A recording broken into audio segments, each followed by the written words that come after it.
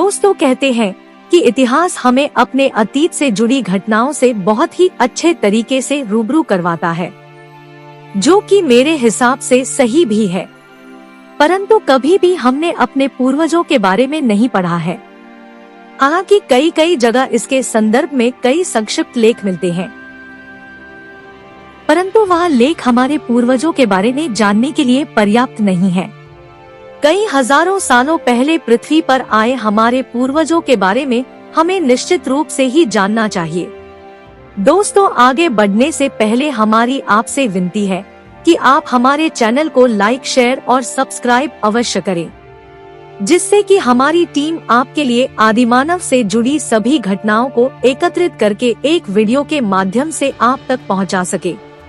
तो बिना किसी देरी के बढ़ते हैं वीडियो की ओर।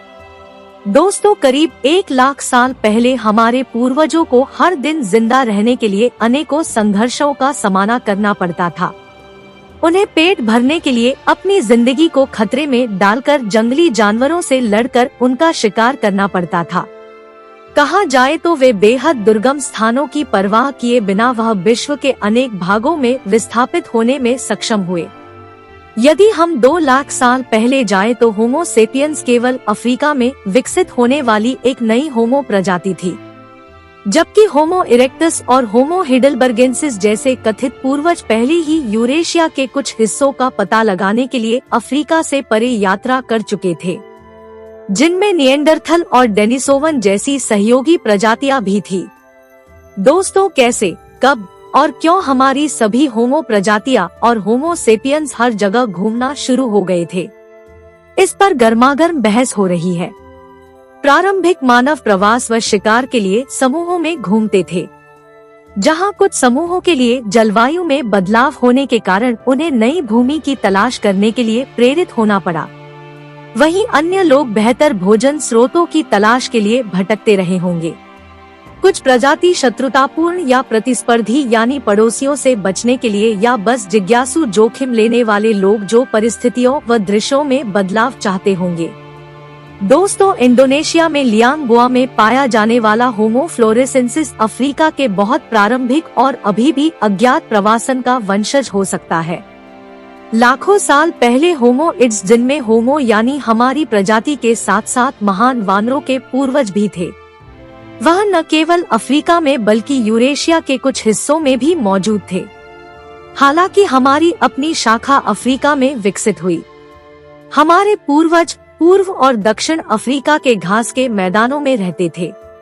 अफ्रीका के बाहर सुरक्षित रूप से पाया जाने वाला सबसे पुराना होमो लगभग 2 मिलियन वर्ष पहले होमो इरेक्टस प्रतीत होता है, और जब व्यापक अर्थ में इसकी व्याख्या की जाती है तो यह निर्धारित होता है कि वह वास्तव में एक प्रभावशाली भौगोलिक सीमा तक फैल गए होंगे। दोस्तों, होमो फ्लोरेसिएंसिस अफ्रीका के अज्ञात प्रवासियों के वंशज हो सकते हैं। संभवतः होमो इरेक्टस से पहले इनके प्रवास के बारे में सुराग मिले हैं। लगभग 1.9 मिलियन वर्ष पहले से होमो इरेक्टस को दक्षिण और उत्तरी अफ्रीका में भी देखा गया है। आमतौर पर माना जाता है कि वे 1 मिलियन वर्ष पहले अफ्रीका से बाहर भटकते हुए मध्य पूर्व एशिया होते हुए इंडोनेशिया और चीन की ओर बढ़े थे, जहां वे लगभग 1.7 मिलियन वर्ष तक पहुंच गए थे। माना जाता है कि लगभग 7 लाख साल पहले होमो हिडलबर्गेंसिस अफ्रीका के भीतर होमो इरेक्टस से विकसित हुआ था। फिर उन्होंने पूर्वी, दक्षिण और उत्तरी अफ्रीका के क्षेत्रों को आदिमानव से जुड़ी सभी घटनाओं को जानने के लिए भीतर भी चैनल को लाइक, शेयर और सब्सक्राइब अवश्य करें। धन्यवाद। वहां से होमो हिडलबर्गेंसिस का एक विशेष रूप का दल पश्चिमी यूरेशिया में फैल गया। इस बीच, जिसे हम होमो सेपियंस कहते हैं, वह धीरे धीरे उभरना शुरू हुआ। संभवतः कम से कम 2 लाख साल पहले अफ्रीका के समृद्ध क्षेत्रों में आधुनिक मनुष्यों के शुरुआती समूह वहां सफलतापूर्वक रहते आए थे। प्राय यह सवाल आता है कि इन प्रागैतिहासिक लोगों ने इसे छोड़कर कहीं और जाने का फैसला क्यों किया। यह एक कठिन प्रश्न है। हालांकि प्रवासन को आम तौर पर दबाव और खिंचाव के कारकों का परिणाम स्वरूप देखा जाता है। कहा जाए तो जलवायु परिवर्तन व खाद्य संग्रहण में कमी इसका मुख्य कारण रहा होगा। तो दोस्तों आज के लिए बस इतना ही।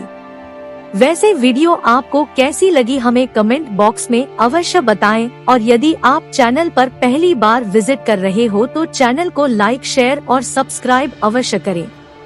तो मिलते हैं एक और नई इंटरेस्टिंग वीडियो के साथ, तब तक के लिए धन्यवाद।